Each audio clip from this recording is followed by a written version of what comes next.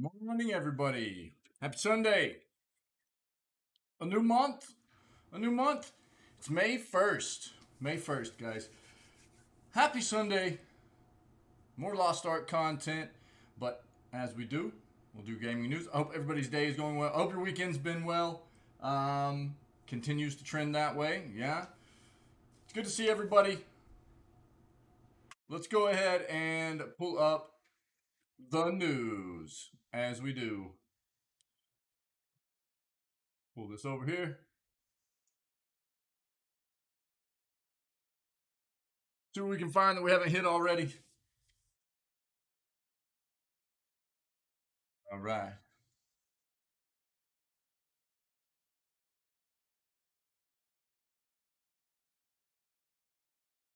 Let's get it. Let me move my camera. Sorry. Here we go. Cool, cool, cool. Go. All right. Get that Java.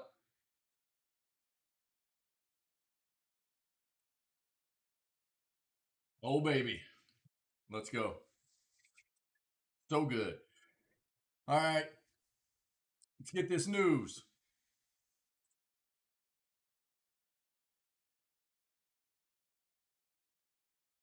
We already read about the Xbox games with gold and the Amazon Prime free games coming for May yesterday. So if you missed that content, check out yesterday's segment either on YouTube or as a highlight on the Twitch channel. Okay.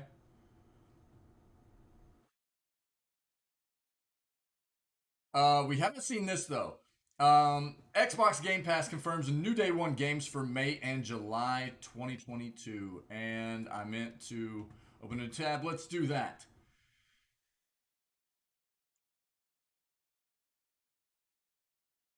We're very concerned. Video game social media professionals react to Elon Musk buying Twitter. Let's see what's going on here. Let's see what's up. Again, obviously, Twitter is not a gaming platform in and of itself, but there are very, very many developers and um, publishers and content creators, and I mean, you name it. The gaming world uses Twitter like the rest of the world does. Um, it's a very popular social media platform, right? So the acquisition of that platform of Twitter by Elon Musk has some people concerned. So we'll take a look at it.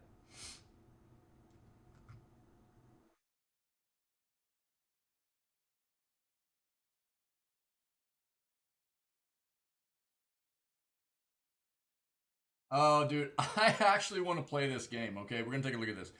Be a cat, wander a neon city in Stray when it releases this summer. This looks like a very cool little game, actually. Not necessarily my usual jam. Not outside the realm of something I would play, obviously, but it looks pretty neat. So let's take a quick look at Stray. We read about Final Fantasy 16 being near the end of development yesterday. Again, they came out around the end of last year and kind of told everybody that they were a bit off course. They weren't really hitting their goal yet and still had a little ways to go, probably about half a year. And they came out yesterday. This article came out yesterday. We touched on this, and it looks like they're kind of putting the final touches on Final Fantasy 16. Hopefully, Square Enix is going to release a quality product. We'll see. New PlayStation game takes a decade to get a platinum trophy. Let's see what this is about. We already read about this too. It's just kind of wild little thing that mods have been doing to Stardew Valley regarding Grandpa.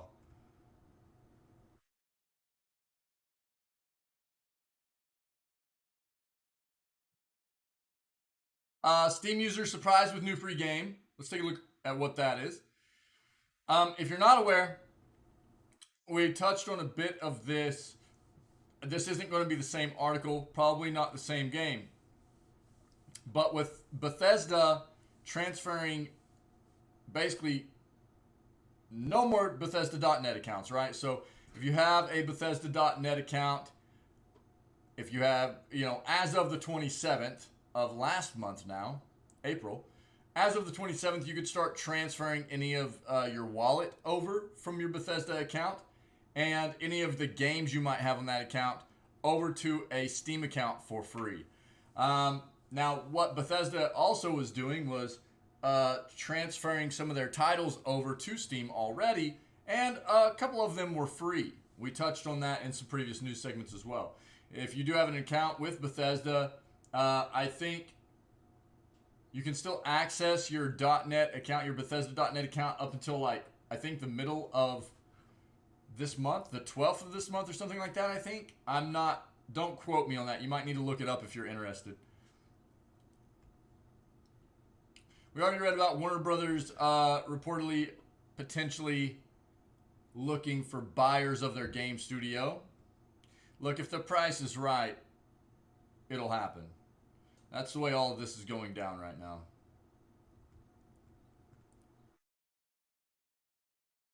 Okay.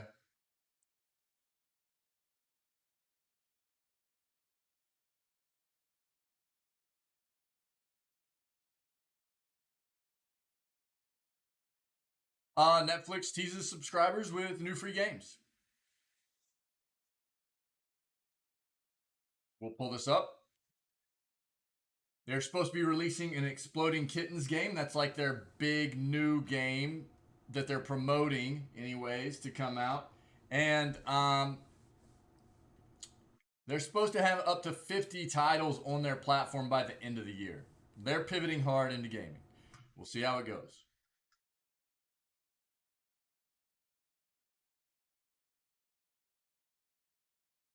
We'll change this search up real quick.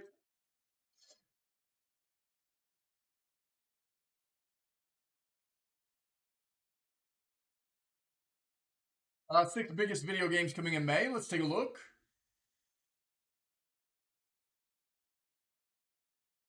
Update on the AEW video game release time frame. This is the new wrestling game coming out.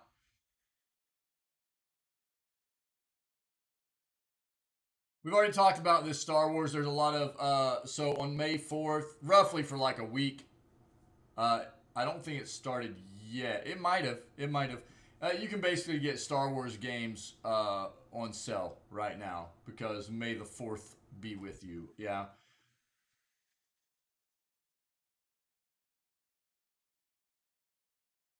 Major and persistent video game pirates investigated by ESA. Let's take a look at that. Read about the NASCAR ignition stuff yesterday. TLDR NASCAR ignition was review wise received as a pretty poor game, but it looks like they are pivoting for their. They've continued to update the game, which is what all you can ask from a developer. Continue to try to improve. It feels bad that the game was released in a bad state. I don't play racing games, but for anybody that is into this genre, especially NASCAR, it had to feel terrible. At least the devs did what devs should do. They stuck with the game. They provided a roadmap to the community saying this is how we're trying to move forward with improving, right?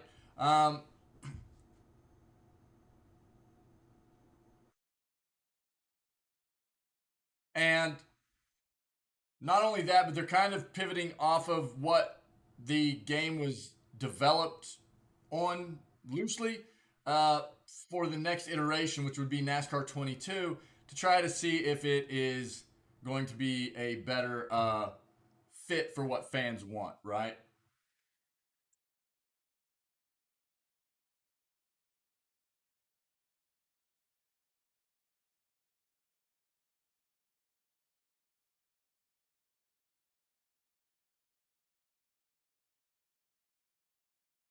Video game evolution, the future of video gaming.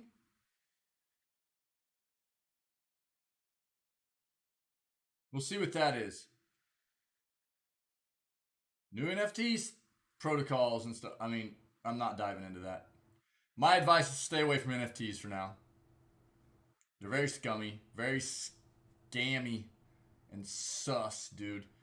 Just stay away from them if you can. We talked about culture in video games. We didn't dive into this article particularly, but it prompted the thought that culture has been incorporated into video games for a while now.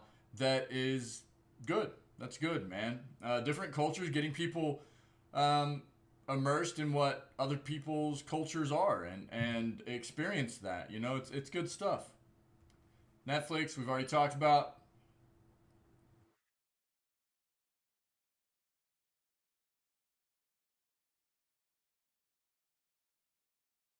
No, not what I wanted. There we go.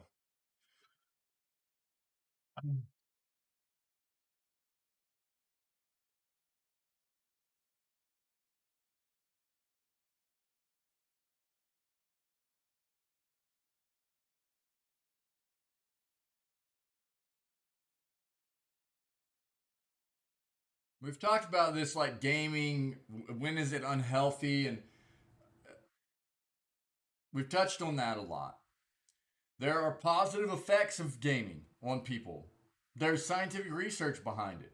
But anything consumed in excess in life can potentially be detrimental to you, right?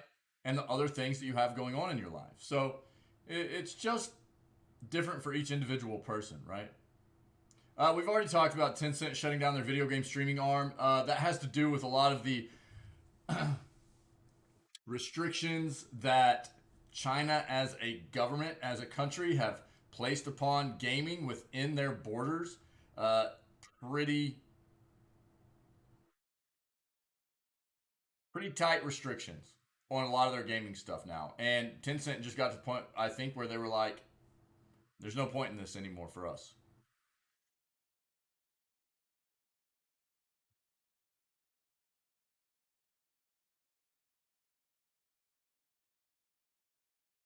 Okay, let's see these articles we have.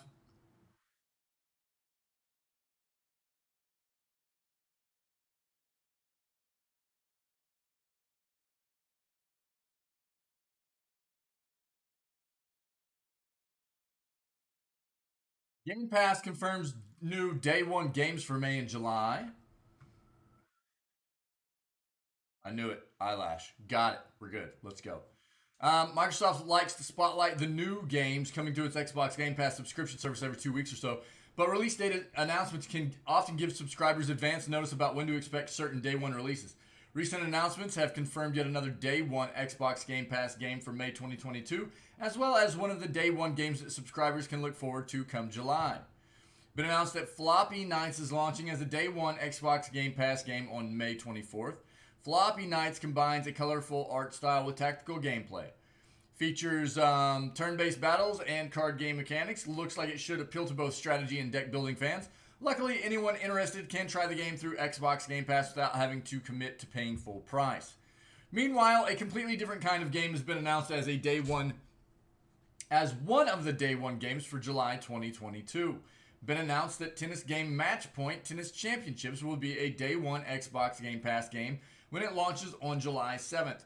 There aren't a ton of tennis games on the market, so fans of the sport will have something to look forward to when Matchpoint Tennis Championships launches later this summer.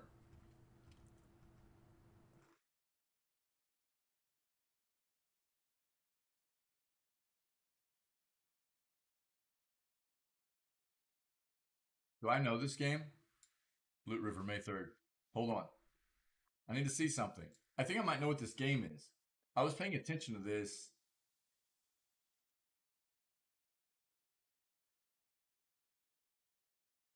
Yes. Okay. Okay.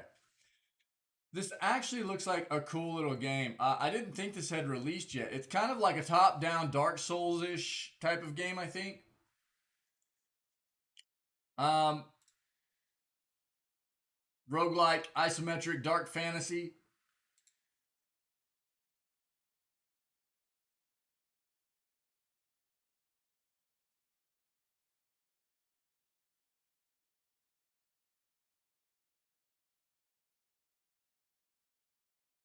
It looks pretty neat. Looks pretty neat. I think later last year we had found out about this game being developed, and I think actually in maybe one of our news segments when we first started doing the news on the channel, and it looks pretty cool.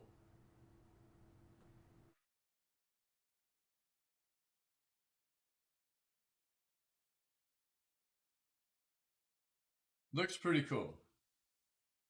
Sorry, keep the sound off because quite often there's music. Quite often it gets copyright violation captured on YouTube uploads, and I have to end up muting out everything, and I'd just rather not do that. But at least you see what the game looks like. It looks very cool. That's what I thought that was, but I didn't think it was out yet. So cool. It's actually hitting on May 3rd for Xbox Game Pass. So we might actually try it too. It looks pretty neat. Citizen Sleeper, May 5th. Trek to Yomi, May 5th. Trek to Yomi. Is that the pinball one? I think that's the pinball one, right? That we were talking about. Pinball, like Metroidvania kind of game. Looks really cool. A Yuden Chronicle, Rising, May 10th. Floppy Nights, May 24th. Hard Space Shipbreaker, May 24th. Sniper Elite 5, May 26th. And Pac-Man Museum Plus, May 27th. Yeah, it'll be a couple of months before Xbox finalizes the new Game Pass games for July.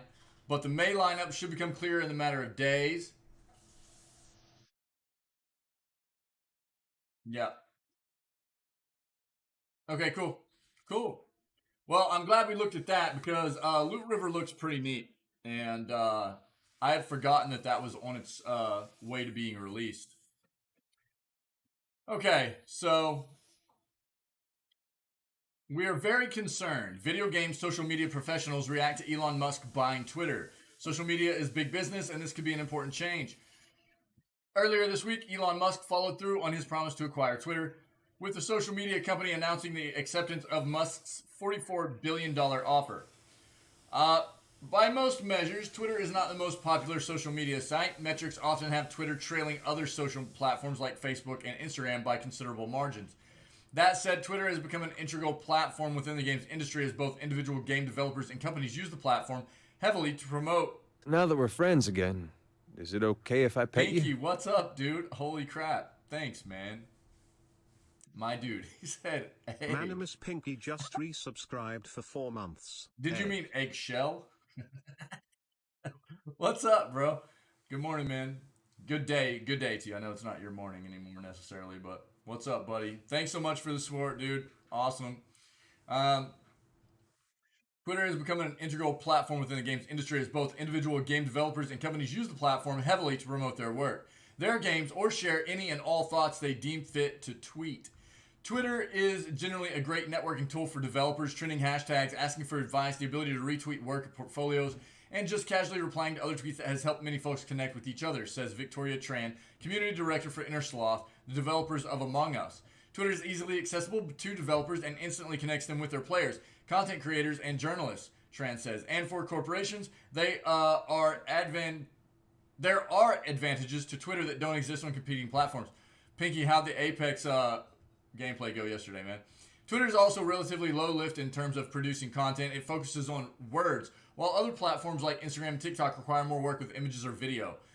It's a quicker way to connect, and unlike Facebook, you don't necessarily have to friend request people in order to chat with them. Though this last part comes with its own problems, of course. For the most part, game developers from indies to AAA find value in Twitter's approach to social networks. Two AAA game developers currently employed at major studios who wish to remain anonymous said they got some of their first big game industry jobs through Twitter. Right on, dude. Well, did you have fun, though? Did you have fun, man? But news of Musk's acquisition on Twitter has caused a flurry of reactions across Twitter's most prominent users, including those working in the video game industry. Musk, who is best known as the founder of the electric car company Tesla, is a prominent Twitter user himself, who takes to his account to post musings about his many businesses, unsolicited advice on public transit, and sometimes memes. Can this person change Twitter? And if so, what will happen? The meme going around Imager right now, and I think a lot of the internet, is that Musk is buying Twitter to keep people from trash talking him. Even though he's saying it's being bought as a form of trying to give everybody free speech. It's like, it's kind of ironic. Uh, right. Musk describes himself as a free speech absolutionist and has tweeted out ideas of what he would like to see changed about Twitter in the past. Musk has repeatedly espoused the virtues of free speech and has called Twitter a digital town square, including in his statement following the acquisition. One area Musk could expand on this idea is by loosening rules around what users are and aren't allowed to tweet. Short of illegal content, Musk has said recently at a TED conference that he would let gray area tweets exist, which would give license to harassment and trolls. Most concerning possibility after the Musk takeover for professionals who run Twitter accounts for some of the largest video game companies. Well, it's just, I call it.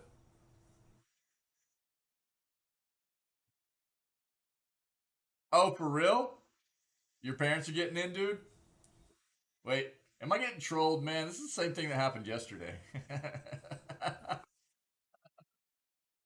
I getting trolled, man?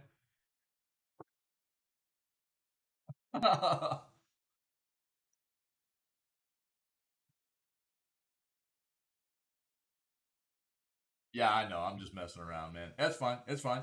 Are you going to be on? So they went today. That's cool, man. That's cool. No, I hope you do get to see him. I hope you guys have a good time.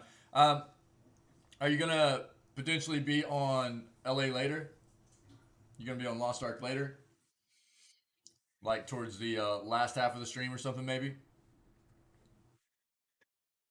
Okay. Yeah. All good, man. I'll just hold off on doing like. I'll probably go ahead and do like chaos dungeons just because they're quick and easy. But um, at the least, I would like to try to get like Argos done together if we can. Oh, okay, cool. Did you already do Guardians? You didn't do Guardians yet, yeah?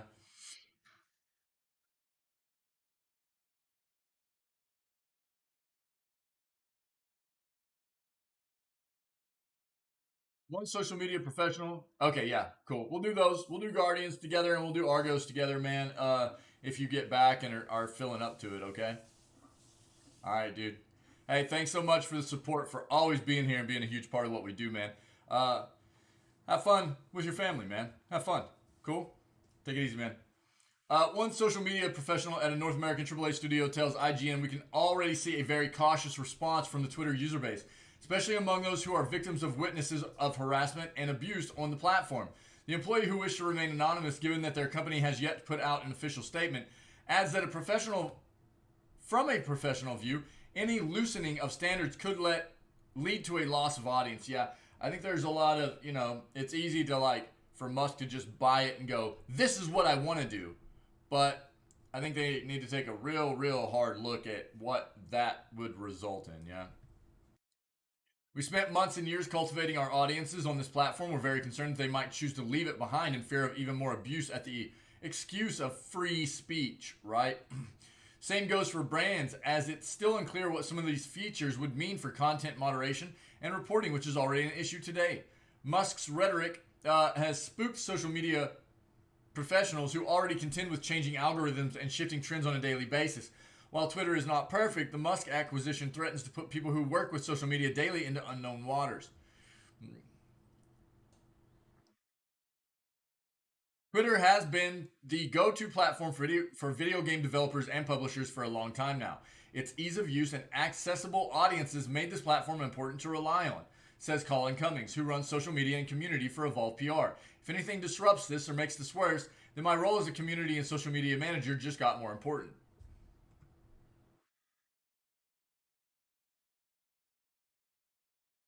To be clear, Musk's takeover of Twitter has yet to be finalized, and it's unclear exactly what changes are coming to the service. So far, Musk has only promised to enhance Twitter with new features, including making the algorithm open source, defeating spam bots, and authenticating all humans.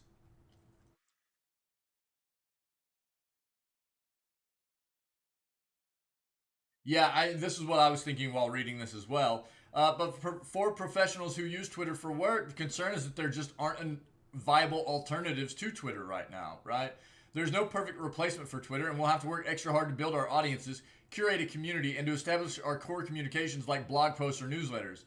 I am not a fan of social media platforms, really. There's just a lot of scummy crap that goes on in them. But as far as that's concerned, I use Twitter because it's like, okay. It's okay. As far as I'm concerned. And I do find it very easy to use for what I need it for, which is what I think a lot of people find for what Twitter provides them, right? So we'll see. But there's nothing really out there like it. Because, I mean, what are you going to do? Clone Twitter? It's never going to make it because Twitter already does what it does well. Now, if you pivot off of that and you change that, you're potentially going to give somebody else a chance to make what you already had and beat you with it if what you pivoted into is not what people want. The concern is that the gaming community has been centralized on Twitter, will fracture and spiral off into a dozen different places. Bought Twitter for a lot of money, and I feel like it is naive to say nothing is going to change. We just have to hope it'll be for the better or just a lateral move. Right. For others, social media is such a chaotic field to begin with that Musk's takeover of Twitter is just the latest sea change, impacting a vital job the uninformed believe is done by interns. Social media sites come and go, says Tran. Facebook was the place to be. Now its organic reach is almost gone. Yep. TikTok is the hot new thing. Vine is dead. Just another billion-dollar corporation, or person in this case, duking it out while everyone else gets tossed in the waves. Just another Monday. Yeah, I mean, we see this happen, right? Look, I think Facebook has finally people are finally starting to see Facebook for what Facebook has turned into a long time ago. Yo, Gab, what's up, buddy? How are you? And Facebook, I mean, we read news articles here recently about how Facebook has been dying off, right? Now, they've got other branches of their corporation they might be able to lean on, but Facebook itself is not doing fantastic from what I remember. Gab, how are you, buddy? So we'll see what it does. We'll see what it do. The you know, it's not completed yet. Musk's acquisition of Twitter is not uh there. It's kind of like, yo, let's do this. Let's handshake. We'll let you buy, but they got to go through the entire process first. It's just like the gaming acquisitions, the game dev acquisitions that happen. It takes time for it to fully transpire and be completed, like as it were. So if it does actually happen, and it seems like it will, we'll find out what ends up happening with Twitter. Yeah, we'll just have to keep our eyes and ears open for what comes next. Be a cat, wander a neon city in Stray when it releases this summer. The Stray Cat Simulator was announced a few years ago, but it's finally coming out. This game looks pretty cool. This game looks pretty cool. One of the neater games we've had our eye on for the past few years was Blue 12 Studios' Stray, a game about a lost cat wandering a cyberpunk city's neon streets looking for its family. We've had little on the game, though, besides a beautiful trailer put out by the publisher Annapurna Interactive. Still don't have much, but now we have a release window. Stray is coming this summer. Cool. Game has the player as a cat wandering the streets of a long-forgotten cyber city inhabited by all kinds of weird robots. Along the way, it makes friends with a cute drone. Promises to be a game that lets you see the world through the eyes of a stray and interact with the environment in playful ways. Be stealthy, nimble, silly, and sometimes as annoying as possible with the strange inhabitants of this foreign world. Which sounds quite nice, really. After the last few years of games from Annapurna Interactive, I'll take a look at basically anything they release. These are the folks who brought us What Remains of Edith Finch, Outer Wilds, and Journey on PC, among many others. PlayStation account let slip that the indie was coming this summer in a recent tweet. Though Stray is coming to PC, it's exclusive to PS5 on consoles. Cool. Yeah, it looks pretty cool. Basically, like, all the inhabitants of this world, and I don't know if this is supposed to be like some post-apocalyptic kind of thing where humans are gone, or if it's actually a different world. I don't know. But everything I've seen about the game so far is every other living a living thing is like a robot-esque type. Well, not every, but the kinds of NPC that you interact with on a non like enemy type level or whatever are like these robots, right? That's what I've seen so far of it.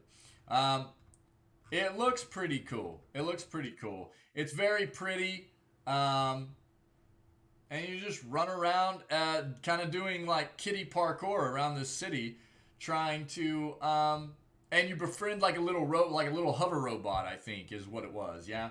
So if you're interested, check out Stray. Check out Stray. I think it's cool. It's releasing this summer. We'll probably play it. Oh, I've been looking at this game for a long time, so it looks really neat. PlayStation game takes a decade to get Platinum Trophy. A new PlayStation release will take players at least 10 years to Platinum, much to the chagrin of the PlayStation community. The Platinum Trophy... That was weird. The Platinum Trophy is the last trophy in every game on PlayStation. Once the player unlocks the second to the last trophy, they get a Platinum, which essentially tells other players that this person has achieved 100% completion in that game. Nothing but bragging rights, but boy does it feel good. We've got some people in this community that love their achievements. Trophy hunters aren't exactly new to the concept of patience. There are a lot of challenging games that require a major time sink in order to fully complete them, but the player is usually proactive in achieving it. Long-awaited release of the Stanley Parable Ultra Deluxe asks players to not do anything in the game for 10 years for its Super Go Outside trophy. If you somehow accidentally open the game on year 5, you'll have to start again. What? The trophy requires players to not play the game for a full decade, meaning it won't be achievable until April 2032. Of course, if you're a trophy hunter, you know you don't technically have to play by these rules. The only way the game would know that 10 years has passed is through the internal clock on the console. So it's possible that if you just adjust the PlayStation clock to exactly 10 years you have last played the game, you can unlock the trophy. Although not a certainty, it's unlikely many people are going to remember to come back to the game in 10 years, especially if the PlayStation 6 is out by then. I would say it definitely should be. The game is also available on Xbox, so if players want an easy, if not 6, we'll probably be hitting PlayStation 7 by then. So how often are consoles being released? I'd say like every half decade, right? Probably average. So if players want an easy or extremely difficult, depending on your strategy, 100 gamer score can likely be achieved the same way on Microsoft's consoles. Cool. Well, that's wild. That's a funny little achievement. Steam users surprised with new free game. Here we go. Here's a free game on Steam. Steam users have been surprised with a new free game between now and May 2nd. That's tomorrow. Okay? So if you want this game, you need to get it today, probably. Between now and May 2nd. Now, this was actually an article from April 30th. I don't know how we haven't hit this yet. Or how we didn't hit... Oh, because it was yesterday, right, at 2:21. Okay. So, go grab these games. They're free. Why not? Between now and May 2nd, Alper Gonen and Dogen Dipson have made their game Mito and D free for all Steam users. No strings attached. Normally, the game only costs $5.99, so the savings aren't massive, but free is free. That said, whether the game is worth your time, well, the Steam user reviews are divided. The game, which was just released last November, has 64 user reviews on the digital storefront. Considering it doesn't have any reviews on Metacritic, this is the only insight potential players have about its quality. Of the 64 reviews, 60% of them review the game positively, giving the game a mixed user review score. Mito is an alien kid having nightmares about zombie aliens. One night he draws a creature, D, and it comes alive to teach Mito how to fight zombies. Reads an official pitch of the game.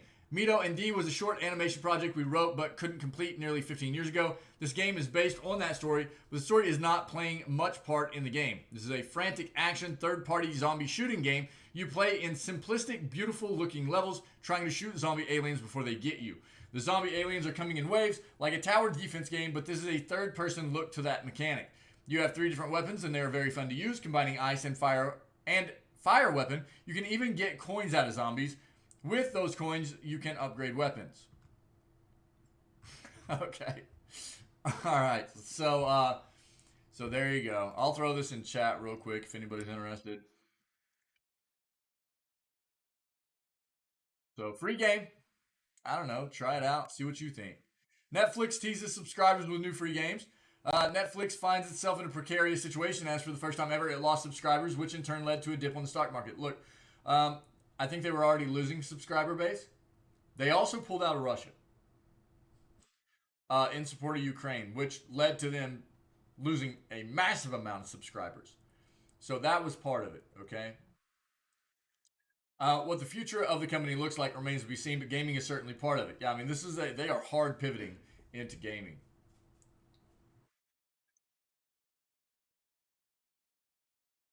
Not only has Netflix been at the forefront of the resurgence of cross media involving video game IP, but it's also been dipping its toe in the game publishing business as well. Meanwhile, it's begun to release games that are exclusively available to its subscribers, yes. So far, these have been mobile games and smaller in scope and ambition, but of course, this could change over time. Again, they're about to release Exploding Kittens, which is like they're promoting it heavily. It's coinciding with their release of Exploding Kittens, like an adult animated series, if I remember correctly. In the meantime, before the end of the year, subscribers have nearly 50 mobile games to look forward to that will be released via the subscription service to subscribers for no additional cost. Say no additional cost, even though Netflix has continued raising their prices over the past like half decade, just nonstop, really, right? What these games are and how good they will be, we don't know. All we know is Netflix subscribers will be getting nearly 50 free mobile games before the end of the year. Back in March, one of the best games from this new initiative, a remaster of a highly rated PlayStation game, was released. So far, these games have been free of microtransactions and in-game ads. In other words, they are free to the subscribers. They aren't like other free-to-play games on mobile platforms. Yeah, back in September, they acquired Night School Studio, and then shortly after, they acquired Boss Fight Studio. So, yeah, there we go. I mean, we Netflix comes up all the time right now. They're having to pivot. They're losing subscribers. Um, I don't know that their entire like reasoning for getting into gaming was because they were losing subscribers. Businesses, especially big businesses that are in the entertainment industry, are always looking to branch out into new ways that they can provide entertainment while providing or pulling a profit, right? And gaming is a huge one. So it's not a surprise that Netflix was pivoting into gaming, but I think that they need it to work pretty badly with the fact that their subscriber base is dwindling. I mean, I think one of the things that is affecting their subscriber base is probably potentially the fact that for quite a while Netflix was like always seen as the service for streaming, right? Streaming movies and shows. And nowadays, I mean, the platforms are endless. I mean, you like HBO and Showtime and Stars and Paramount and I mean, you name it. Hulu and Disney, which those are same company. So, but it there are just streaming services everywhere, right? And I think that has taken a toll on what Netflix has been able to do with maintaining that subscriber base. As the world of streaming movies and video has evolved and other companies have developed their own streaming platforms, when Netflix was just the main one for quite some time, right? Biggest video games coming in May. Pretty quiet month. Still some new releases coming. Evil Dead looks actually pretty cool. 22 is an exciting game for year for gamers, despite the number of major delays. Lack of announcements regarding highly anticipated titles like God of War Ragnarok. Give me God of War Ragnarok.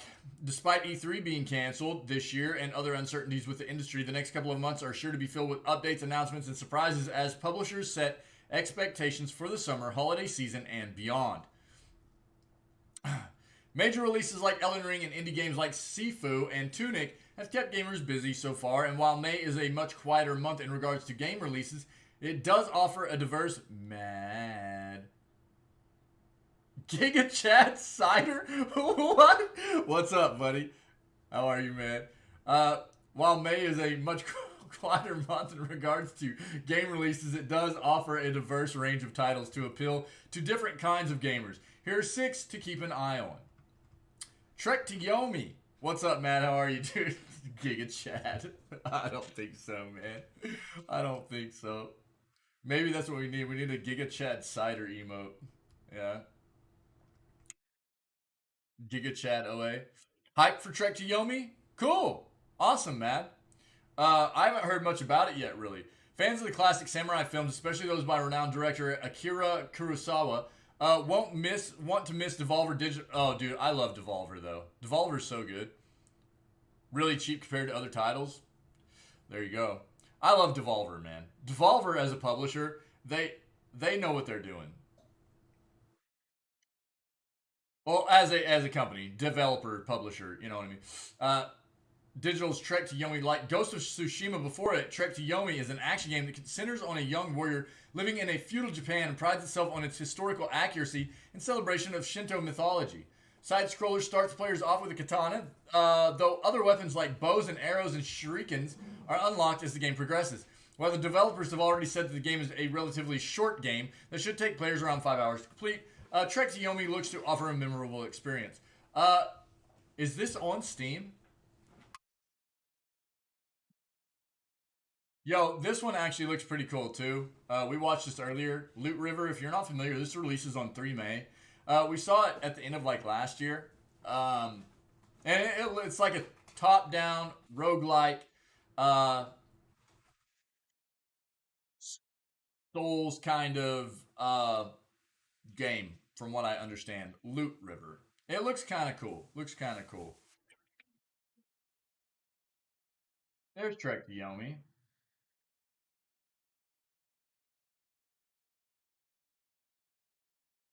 I'm not going to put the audio on. I've been having a lot of issues with audio.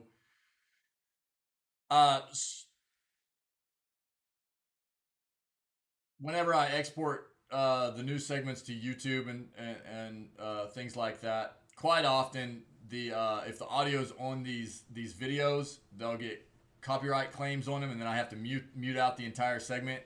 I'd rather at least be able to have my my own audio play through it so I can give impressions of what I saw. That looks cool, man.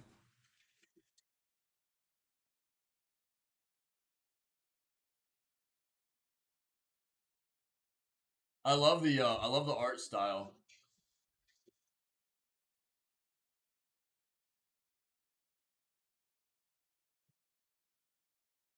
Oh, sick. Nice.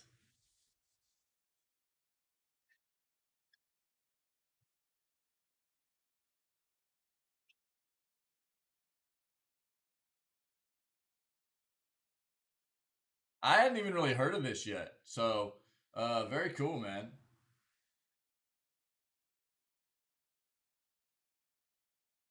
Ooh. I really love the whole like black and white aesthetic to it too. Makes it feel like the old samurai movies and stuff. That's really neat. That's cool. Nice, dude. Yo, chill. And this one comes out on May 5th. Cool. Neat, man. That looks pretty cool. Excuse me. Evil Dead, the game. We've seen this. Um, Releasing May 13th for PC, PS4, PS5, Xbox One, Xbox Series X and S, and Nintendo Switch. After several delays, Evil Dead the game is finally releasing this month. Asymmetrical multiplayer game in the vein of Dead by Daylight and Friday the 13th. Evil Dead the game features both co-op and PvP modes, as well as a single-player mode, though that still requires an internet connection. At launch, the game will offer 4 playable survivor classes: leaders, warriors, hunters, and supports, and the playable demons, the warlord, the puppeteer, and the necromancer. Let's go. There are also cast members from the film series and TV show returning for the game, including Bruce Campbell as Ash Williams. That's sick. Yeah, the game looks pretty neat. It does look pretty neat. Here, I'll pull it up real quick. I think it's actually on Epic's main page.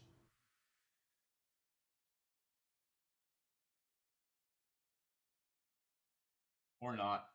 Psych. Thought it was. Here, let's find it.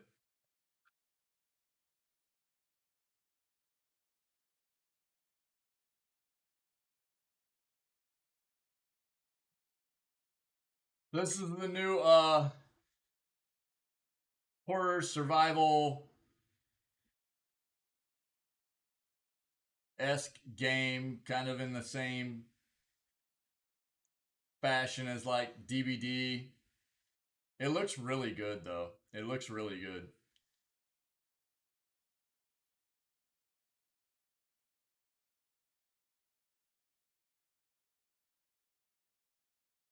That's so cool. Yeah. It looks pretty neat. It looks pretty neat. Who knows? Maybe we'll have to try that out. Looks pretty cool.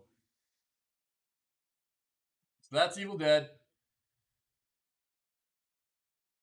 We've got Vampire the Masquerade Swan Song. Is this the one that was made so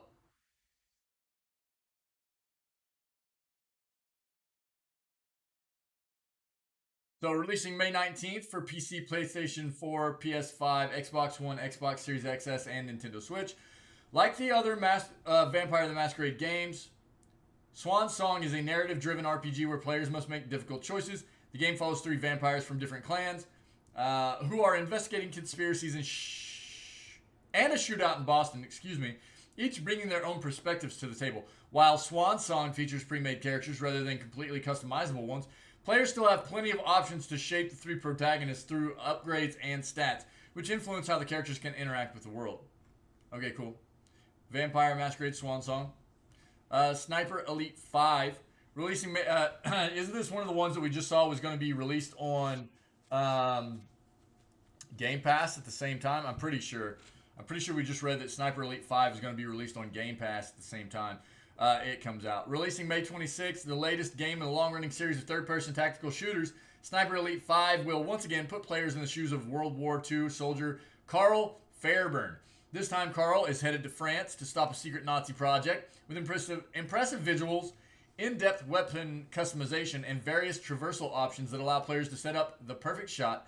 Sniper Elite 5 looks to offer the most advanced, intense, and gory experience of the franchise so far. My time at Sandrock.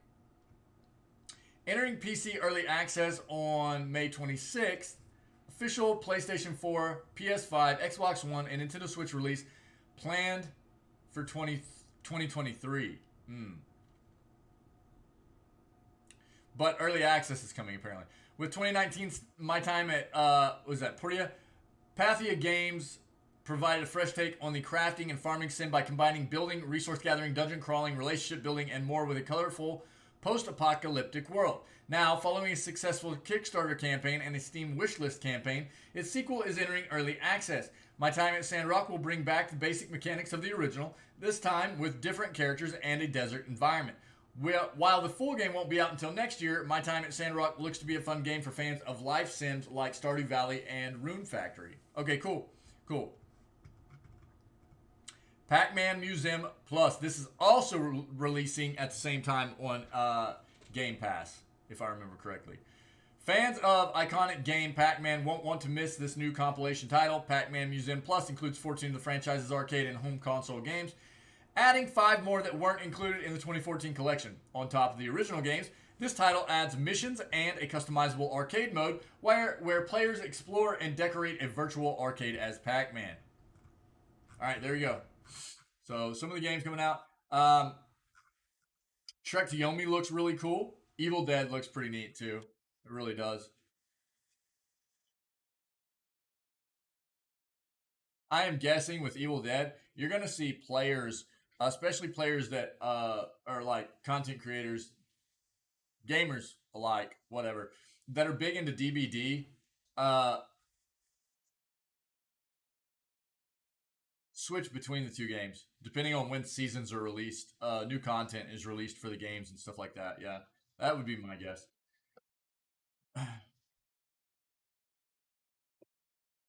Kenny Omega gives update on AEW video game release timeframe. We've hit on what this is a new wrestling game for what does AEW stand for again?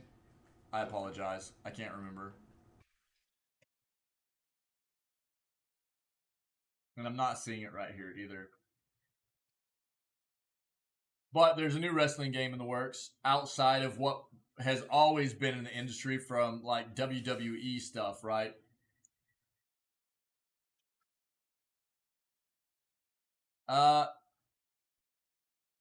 Okay. So previous news segments we've hit on what this game is.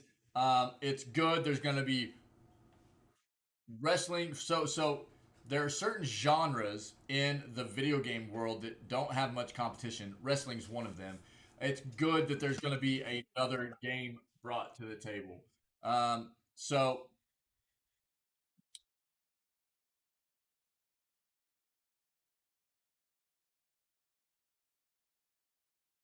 it looks like they're originally planning for 2023, but it looks like it might be coming out in September now.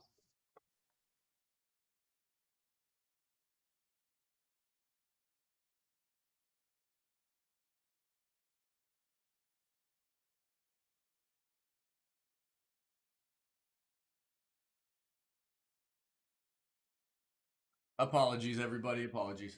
All right, we're good. So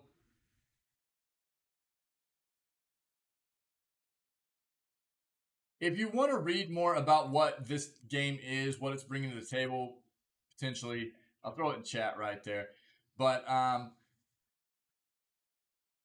that's the important stuff. Okay. Apparently, initially it was expected to be released in 2023, but now they're talking about it being released as early as this coming September. Here's the thing. Cool. As long as it's polished, as long as it's fairly bug free, and the gameplay is good, right? As long as it's devved to a pretty polished point, cool. Move up the release date. Otherwise, don't. You know what I mean? That's all of us gamers. That's what we're always trying to get at with these devs: is don't rush it. Take your time. Make it a good game. Make the gameplay nice, fairly bug free. For the most part, bug free. Most games aren't going to be totally bug free. That's, devs are always having to continually work on stuff. But the thing is, from what I understand, the other wrestling games, the WWE stuff, has usually been released in a pretty not great state. So I think this genre needs another game for competition, and it needs to be released good. It needs to be released in a nice state. So I hope by them trying to push the game's release date up, they're not overlooking things that need to be taken care of. That's my hope. Major and persistent video game pirates investigated by ESA.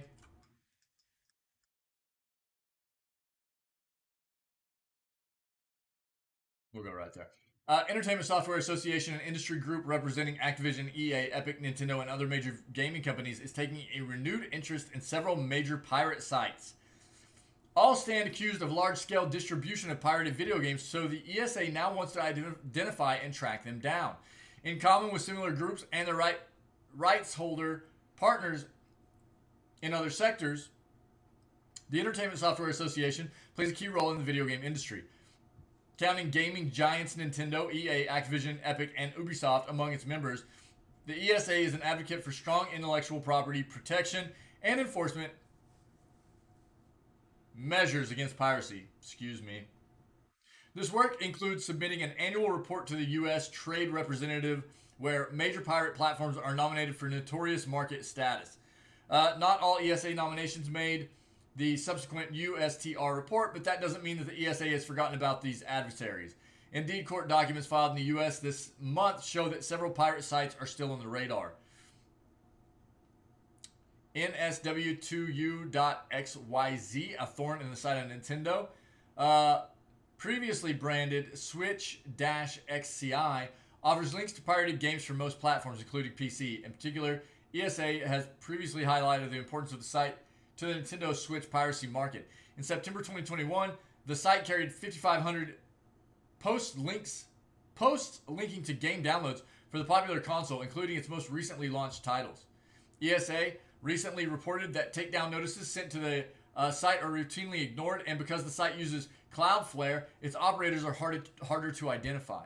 In an attempt to remedy the latter, this month ESA obtained a DMCA subpoena against Cloudflare, ordering the disclosure of names, physical addresses, IP addresses, telephone numbers, email addresses, payment information, and account update histories of the operators.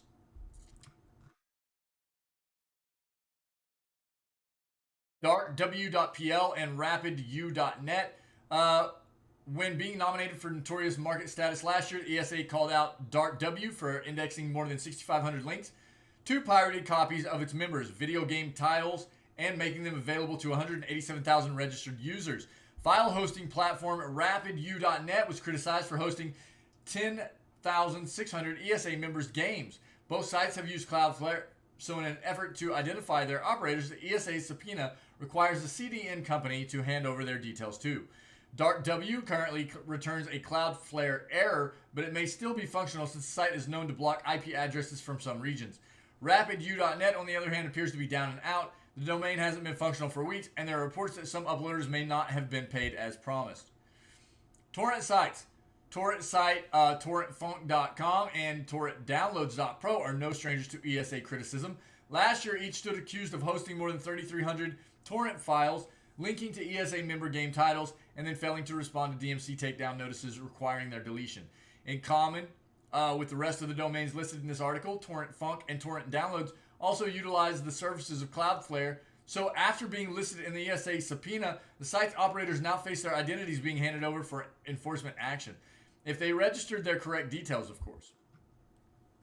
While the court clerk didn't appear to have any problems issuing a DMCA subpoena against Cloudflare, a review of the documents in the docket suggests that ESA's formal application failed to provide all of the information required by law. That raises the question of whether Cloudflare will comply with the subpoena as it stands.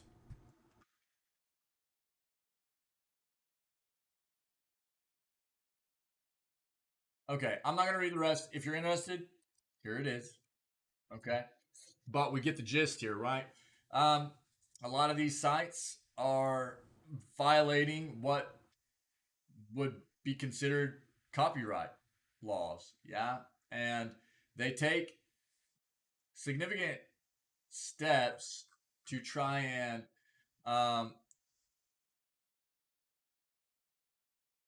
preserve their anonymity from people that would try to take their site down, identify who they are, things like that.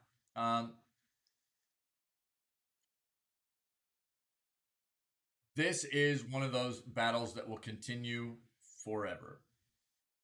There will always be people that feel like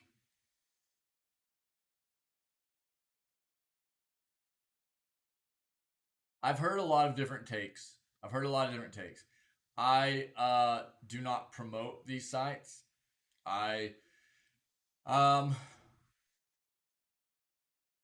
Where I hear people quite often go, you know, what it is we've been duped so many times in the gaming industry, and I'm just going to stick to pirating as far as gaming is concerned. But it goes across all forms of entertainment, right? You can talk about music, you can talk about movies, TV shows, you name it. We're going to talk about video games in general, okay? Because that's where we're at. This is a gaming news segment. When it comes to this whole piracy stuff, the biggest argument I hear most often is like,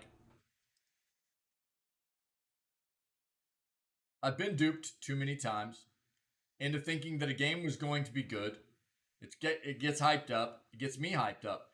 And I've spent $50, $60, $70 on a game to buy it, and it's a hot mess. And I feel like I got duped. So then I think people have gotten to the point where they are no longer willing to fork over that kind of money for a game that could potentially just be a hot pile of crap. So I understand that side of it. I do. And so I've heard quite often people go, one of the reasons that I would maybe potentially use a site like this, not myself, I've heard other people say this, is that they would prefer to try out a game to see if it's actually worth the money before they pay for it. And to an extent, I can understand that. Getting duped by a video game dev into thinking a game is going to be great, and then you buy it and it's a piece of crap, feels really, really bad. Feels like they stole money from you, is what it feels like. And it happens quite often. So I understand certain people's reasoning behind it. The problem here is you get a lot of people that don't look at it that way. They just don't want to pay for anything. Now, there's also the issue of, look, gaming developers, the gaming industry is not hurting. It is very lucrative. There's a lot of capital flowing around in the gaming industry. And everybody knows, I'm always going to advocate for as many people being able to enjoy the same industry that I'm very passionate about and the games that I love. And the thing that's tough is that there are a lot of people in the world that can't afford the games they want to play. So they resort to methods such as torrenting, grabbing these kinds of games that have been put on pirate sites and stuff like that because they can't afford the games they want to play. That's unfortunate. It's unfortunate. But that's just business, I feel for those people. And I haven't always been one of those people that could go out and just buy a game whenever it released either. So I understand that feeling.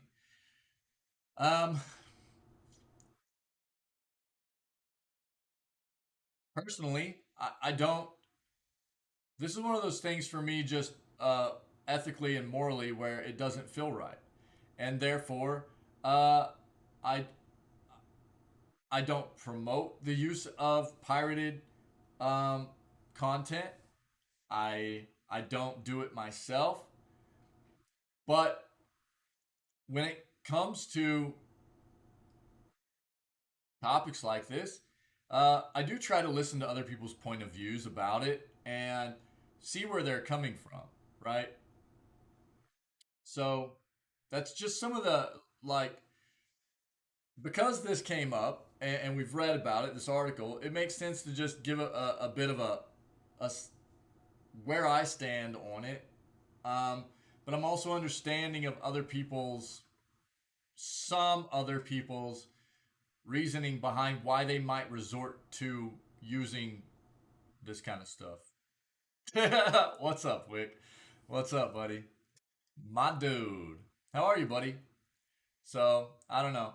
Yeah, again, this segment will be on YouTube and if anybody has anything they'd like to add or discuss about it, then feel free to leave a comment and we can talk, I'm always up to that. Video gaming evolution, the future of video gaming. What's up, Wick? How's your morning going, buddy? See, can we get that bigger? That'll work. It isn't easy to spend the entirety of a day without going through your phone for a couple of hours. The technology incorporated into smartphones has transformed these mobile devices from being used for communications only to all-around entertainment. With your smartphone, you can listen to music libraries spanning decades, chat with your friends, play any type of video game, including casino games. Some of the most common games today include Candy Crush, Call of Duty, Clash of Titans. If you're a gamer, the chance you've played at least one of these games is very high. A trend has been observed in the gaming space that several regular gamers are spending more time on their phones than on consoles. A study performed by ESA showed that 35% of consistent gamers use their smartphones for gaming instead of consoles. Here's on that note. This is what I'll say about mobile gaming. As a fan of gaming and you know just being passionate about it, I have dipped my toes, as it were, in the mobile gaming waters. Um, it can be addictive. It can be addictive to just pull out your phone and just sit there and game on it. Um, but in my experience as well, gaming on my phone has never been a even close to the experience that I get from gaming on a console or a PC, right? Um, it just hasn't for me. What I found was um, it was the ease of access of just being able to like be anywhere, be on my phone, and pull it out and play a game, right? But then I would get kind of some of those games would start hooking me in a little bit. I don't play mobile games anymore. I don't put them on my phone. I don't even do it because what I started to realize was that um, I would occasionally just be sitting around.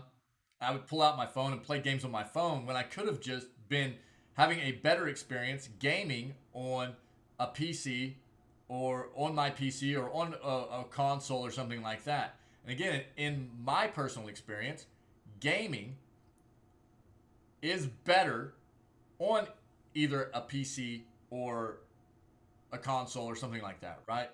Um, as opposed to just sitting there on my phone.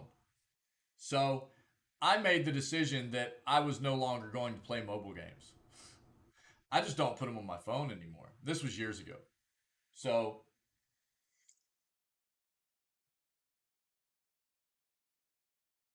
that's just me personally. But a lot of people like to game on their phones. A lot of people like to game on their phones. And I mean, it's obvious. The the mobile gaming market is massive. It is massive. There's a ton of money in the mobile gaming market. Um,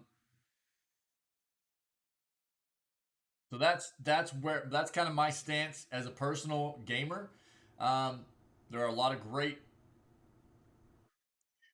There are a lot of and have been a lot of great games made for phones. What I'm starting to see is that, take for instance a game like Genshin Impact, right? That was developed not only as a mobile game, but also as a platform game where you can play it on PC. I think that's where Genshin really nailed it. They really nailed it. Like you can play the game on your phone if you're away from your console or PC or what have you. Um, I think you can play it on console now, can't you? Or it's coming to console. I can't remember with Genshin right now off the top of my head, but it is for sure on PC, right? Um, so you can play it on your phone if you're not at home and you're just chilling out somewhere or whatever, and you're not caught up in anything. Um, and then you can continue playing your account on your computer or whatever platform whenever you do get home or where what have you. I think they really nailed it there, and I think there have been other games that have done that, and I think a lot of other games are going to see that benefit and follow suit. Um, oh, hey, welcome to the channel there.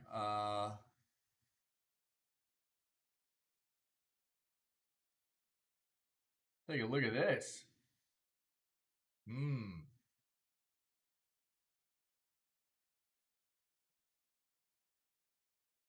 Dakuni 4. Get wrecked. Get wrecked. Um,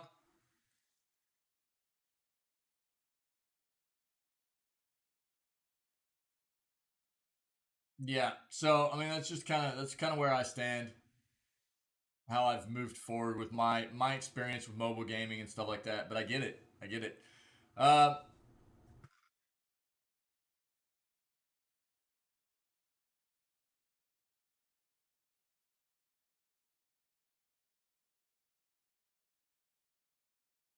I'm just gonna go straight to summary on this. I'll put the article in. I mean, a lot of what this covers is like the history of gaming, how it's basically transitioned into being a mobile gaming world, and I'll put the article up in chat so you guys can read it. I'm just gonna read the conclusion real quick.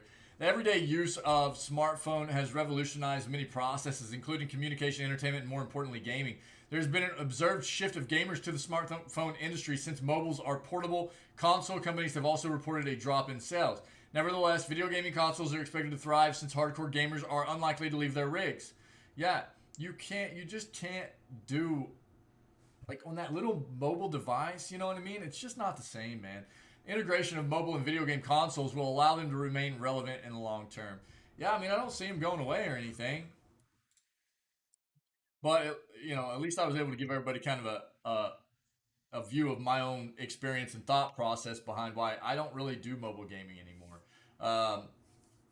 And it wasn't ever like I wasn't ever like primarily a mobile gamer. It was just I love games, and so I would occasionally dive into having a mobile game or two on my phone. But I just got to the point where it felt better not to. It just felt better not to, you know. Um, I think unless anybody has anything else, that will be a news segment for today. Yeah, news segment for the new month, man. May 1st, yeah, May 1st, man. Year's going fast. May 1st. Happy Sunday, everybody. And unless anybody has anything else they want to bring up, that'll be news for today. We're going to pivot into Lost Ark, play our Lost Ark weekend content for today. And we'll be back into Loop Hero tomorrow at least. I don't know what we're going to play next yet. We can discuss it as we play today and tomorrow and figure out what we want to pivot into next. But it'll be Lost Ark today, Loop Hero tomorrow. Thanks to everybody who was here for the news segment and who's always here and part of the community, helping me to have such a great time doing what I love to do. If you are not moving on with us, or if you might be watching this video after the fact, then of us doing it live, especially on YouTube, then please consider hitting that like and subscribe button, and maybe leave me a comment on the channel, on the video, and we can discuss anything you might have thoughts about. Other than that, maybe if you are not catching this live, consider coming and hanging out with us. We go live every day at 6 a.m. Central North American time. We do a news segment every single day before we hop into our game stuff. So other than that, stay healthy, stay safe, be kind to one another, and we will see you tomorrow for the next one. All right.